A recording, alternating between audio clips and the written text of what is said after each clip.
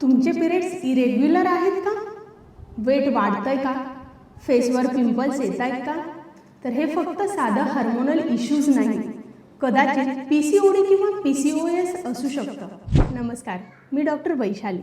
आज आपण समजून घेणार आहोत पीसीओडी आणि पीसीओएस म्हणजे नेमकं काय, या दोन्हीमध्ये फरक काय आहे आणि महिलांनी याकडे दुर्लक्ष का करू नये. पीसीओडी म्हणजे पॉलिसिस्टिक ओव्हॅरियन डिसीज. यामध्ये ओव्हरीजमध्ये छोटे छोटे सिस्ट तयार होतात. हार्मोनल इम्बॅलन्समुळे एक प्रॉपर रिलीज होत नाही.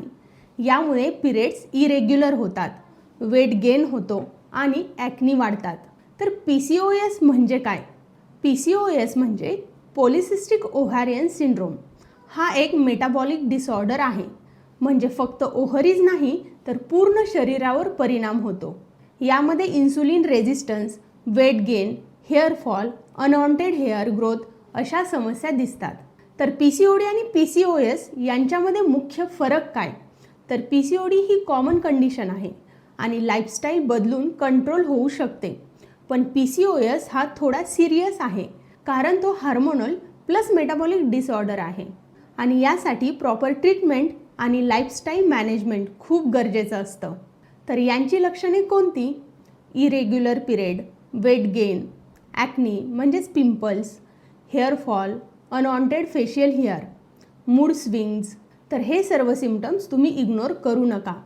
जर लवकर ट्रीटमेंट घेतली तर पीसीओडी आणि पीसीओएस दोन्ही कंट्रोलमध्ये ठेवता येतात.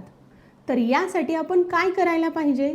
तर proper diet, regular exercise, stress management आणि योग्य होमिओपॅथिक ट्रीटमेंट घेतल्यास नॅचरल पद्धतीने हार्मोन्स बॅलन्स होऊ शकतात.